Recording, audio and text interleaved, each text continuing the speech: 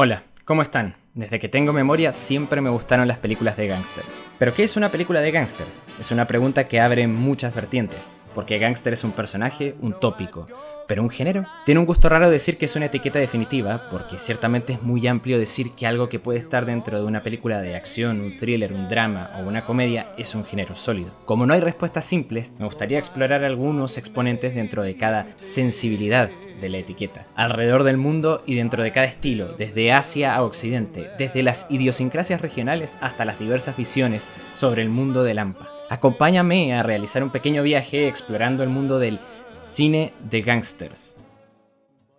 Tus matones te dieron la ventaja en el mercado de bocadillos, pero temo que te superamos una vez más. ¿Hiroshi? ¿Yukio?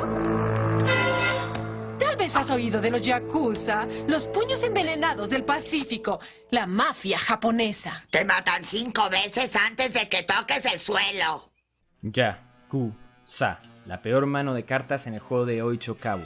Una forma de designar algo indeseable, la mala suerte o un paria.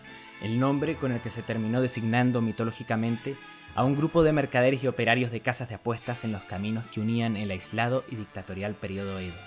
Criminales de poca monta que sin duda supieron filtrarse hasta dominar la política japonesa y el submundo del crimen organizado. Al menos durante un tiempo. Los yakuza son más mito que realidad. Aquellos que caminan en la sombra para que los civiles disfruten de la luz. El mito del criminal necesario. Si algo no se puede decir es que no contaron con la publicidad suficiente. El cine sobre los yakuza es como el cine sobre los samuráis. Y si tuviéramos que colocar una figura occidental similar, el de los cowboys. Son parte del folclore, o más bien son parte de la construcción mítica, la leyenda de un país. Todos los países tienen la suya y buscan reforzar o cambiar sus figuras constructoras a partir de las necesidades políticas y sociales. Por mucho tiempo la figura del yakuza era vista por las compañías de cine japonesas como modelo de aglutinamiento de algunos valores destrozados del país. El hombre que lucha por honor contra la injusticia y ante la falta de presencia de un gobierno sólido. Estudios como Toei, Toho o Shochiku realizaron muchas de estas películas. Con tan larga historia en la industria del cine, y sobre todo en el periodo de posguerra, estas compañías financiaron muchísimos films que hablaban sobre el Japón clásico, el de espadachines, justamente con un código de honor. Pero en los 60s este tipo de cine se volvió obsoleto. Lo que sobrevivieron fueron más que nada las piezas de los grandes directores, que hablaban sobre temas más espinosos, Harakiri, Rebelión Samurái, etc. Y por esto, el modelo de hombre con código de honor pasó a ser el del tipo duro fuera de la ley.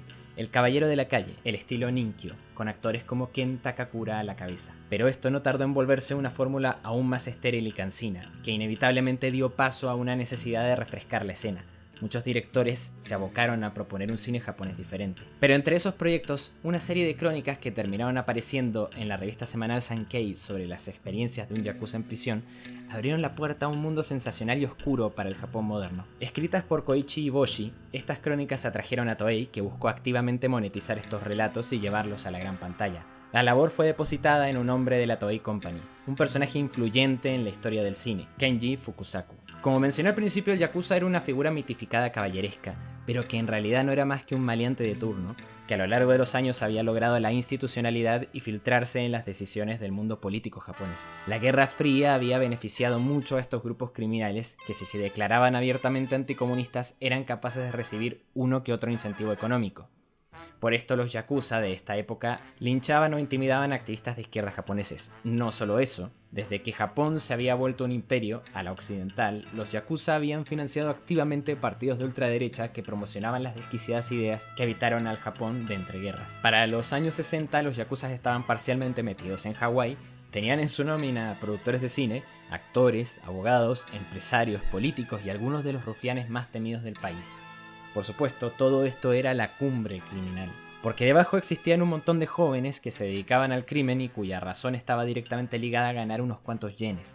Dispuestos a cualquier cosa, estos jóvenes habían elevado el listón de la violencia a niveles preocupantes en la seguridad pública. Es justamente sobre este último grupo donde Fukusaku clavó su atención. Para ello decidió juntar un equipo estable, una serie de actores, coreógrafos, cámaras, etc., y durante 2 años se dispuso a sacar 5 películas de lo que hoy se llaman los Yakuza Papers, pero que como saga han trascendido con el nombre de su primera película, Batallas sin honor ni humanidad.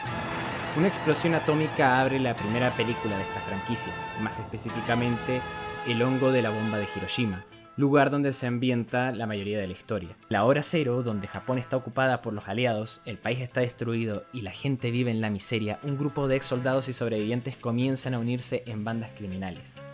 Pelean por sobrevivir, pero luego por apoderarse de la ciudad. La experiencia del Japón de posguerra fue un duro catalizador generacional. El propio Fukusaku estaba obsesionado con este violento motor, en particular porque él mismo tuvo que vivir su juventud amontonando cadáveres de compañeros de trabajo en las fábricas que eran bombardeadas. Esta oscura relación con la muerte y la violencia habían motivado a Fukusaku a una visión nihilista sobre la autoridad. Rozando el anarquismo, a Fukusaku le interesaban las conflictivas historias de aquellos a quienes la sociedad rechazaba por ser viles, pero que a su vez guardaban un lado muy humano. Esto le inspiró más tarde a adaptar el libro Battle Royale, un libro, película, manga que criticaba abiertamente la experiencia nacionalista japonesa. Fukusaku decidió recurrir a un enfoque poco ortodoxo. Primero abandonó muchos de los elementos tradicionales del cine japonés, encuadres cuidados, tomas detalladas, pero con poco movimiento y claridad en la imagen, y lo sustituyó por una cámara confusa en movimiento constante, personal, agitada, como si siguieras a un reportero haciendo una nota. A diferencia de las producciones tradicionales, Fukusaku propiciaba que los extras se abalanzaran sobre la cámara y produjeran caos. La idea era mantener un estilo de crónica documental. Un criminal de poca monta no es respetuoso con nadie, ni siquiera con un bello encuadre. Los extras y actores convivían en un delicado balance, horizontal y arrebatado. A veces Fukusaku debía detener la espontaneidad del movimiento cuando la propia cámara era afectada. Seizo Fukumoto, uno de los actores secundarios que más se repetía a lo largo de la saga, siempre cuenta cómo Fukusaku se nutría de los actores Obeya, los actores secundarios o juniors, que para Fukusaku soportaban el peso de las escenas, enriqueciendo los detalles de las mismas. Por ello, era exigente con la presencia de cada actor en escena, lo cual acabó formando confianza en el set para dar sugerencias y fidelidad a cada secuencia. Cada muerte es anunciada con un pequeño cartel que indica quién murió, como si acabaras de leerlo en el diario. Esto es un ejemplo del esfuerzo de Fukusaku por dar una importancia, aunque sea ligera, a cada personaje, que daba la idea de que todos eran personas de carne y hueso y no solo accesorios. También servía a la trama, porque hay tantos personajes que a veces hacía confuso entender qué acababa de suceder. Este estilo es una marca muy de la época, que se puede apreciar en tantísimos directores de cine y en películas como Midnight Cowboy, Taxi Driver y The French Connection. La necesidad era clara, acercarse a la calle. De hecho, William Friedkin, el director del Exorcista y French Connection, ha citado a Fukusaku como una de sus grandes inspiraciones y referencias. Pero es que sí, es inevitable. Batalla sin honor ni humanidad es una bestia exótica e inolvidable. En sus primeros 10 minutos hay linchamientos, asesinatos, disparos, intentos de violación, prisión, todo acompañado con un patetismo que llega a ser cómico.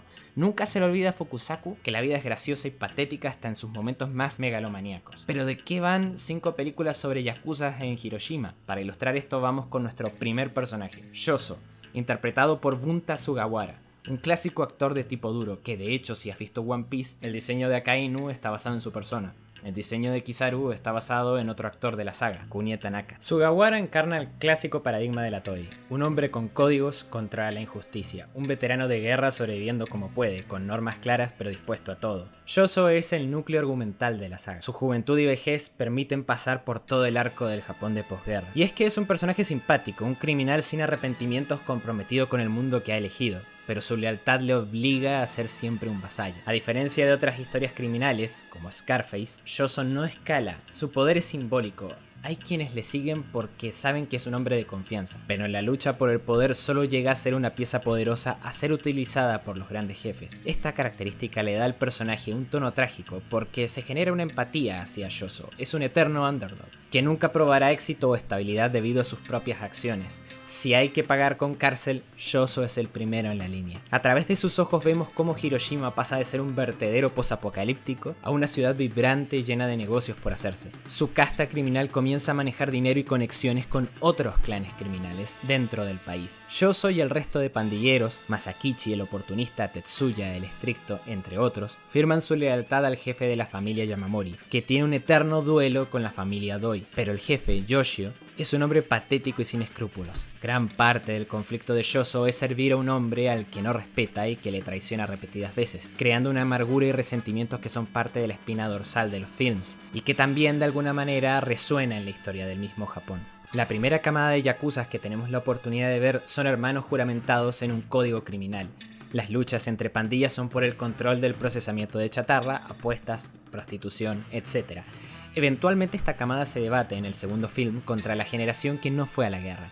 Estos jóvenes han vivido la humillación de nacer tarde, de no experimentar el gran evento nacional del que hoy solo se les hace agachar la cabeza en vergüenza. La reacción es violenta.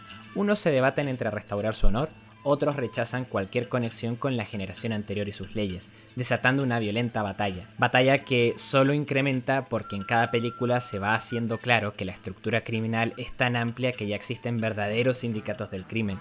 Así es como los hermanos juramentados de la primera película comienzan a crear sus propias subdivisiones, traficando drogas como la metanfetamina. Este último es otro elemento de la Segunda Guerra Mundial que emerge y golpea la mesa. El filopón era usado por los soldados durante la guerra para mantenerlos despiertos y atentos, pero ahora se distribuía en las calles, envenenando a la población. El código honorable se rompe. Los más jóvenes se ven involucrados como carne de cañón en las disputas fratricidas. Para el episodio final, la vieja guardia es asesinada en tiroteos poco elegantes donde los pequeños rateros buscan escalar la cadena de mando a velocidad tan violenta como sus propias acciones. Ningún golpe se guarda en el bolsillo.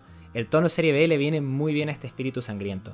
Matar a alguien implica vaciar el cargador encima de su cuerpo. Este detalle, sacado de la propia crónica roja japonesa, nace, según explica Ryuzo Ueno, coreógrafo de la saga, a partir de historias donde los criminales compraban armas de calibre 45 que tenían un kickback tan fuerte que impedían disparar con precisión. Esto sumado a las características de los criminales, personajes de la calle sin experiencia en combate, creaban violentos enfrentamientos donde decenas de balas se disparaban sin parar y alguna tenía que dar en el blanco. De hecho, mientras la lucha entre gángsters se incrementa y abraza la ciudad, las bajas civiles no se hacen esperar. En la última película, Yoso, ya viejo y cansado de años en prisión, decide apartarse de la vida criminal. Ha visto demasiada muerte y salvajismo. Su último acto es presenciar el funeral de uno de sus jóvenes protegidos. Mientras la madre llora, él se retira en silencio. Mientras se pierde en la calle que ya no le pertenece, se limpia las lágrimas que le caen por el rostro. Batalla sin honor ni humanidad es una saga brillante, no exenta de controversias. Muchos jefes yakuza se indignaron y armaron revuelo en Toei por similitudes entre ellos y personajes de las películas. Fukusaku creó un hito en la cultura popular japonesa, nacido de algo sincero, de su propia experiencia como parte de una generación. El guión escrito en base a un relato real, el grupo de actores que no tenían nada que perder, la intencionalidad de presentar una visión cruda sobre un relato mítico. Todos estos componentes crearon una odisea sobre el crimen organizado japonés que tanto gusta idealizar en Occidente. Los yakuza son lo que son, criminales. Fukusaku los pone en su lugar a la luz del sol y muestra cómo son humanos fallados en su moral, corruptos, pero capaces de emocionalidad y conflicto sobre sus propias idiosincrasias. Y bueno, siempre a uno le quedan cosas en el tintero. Explorar el cine japonés de acción de los 70 o la propia historia de los yakuza, que no es más que una intrahistoria dentro de la historia de Japón. Pero lo bueno es que siempre hay una nueva ocasión. Esto ha sido todo por hoy. Si te ha gustado este video, tu like y suscripción son más que agradecidos. Un saludo y hasta la próxima.